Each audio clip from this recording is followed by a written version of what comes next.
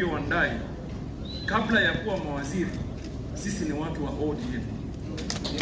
Sisi ni watu wa ODM. Na nataka niwaeleze kinaga ubwaga mchana chini ya jua hapa White Sands jijini Mombasa, sisi tumebaki na tutabaki kuwa watu wa ODM. Kama ni mawaziri ama si mawaziri, sisi ni watu wa ODM.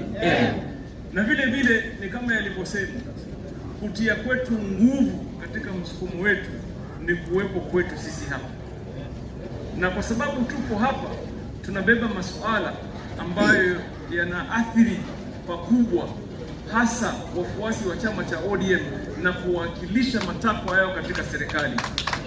Ndio maana leo tunakuwa na tathmini kubwa ya kwamba uwezo tulionao kiserikali usaidie na uboreshe maisha ya Wakenya kwa jumla, pasipo kuacha jimbo moja ama kulemea katika jimbo moja, yaani usawa katika taifa letu. So tuseme tutakavyosema, tunene tutakavyonena, tutende tutakavyotenda.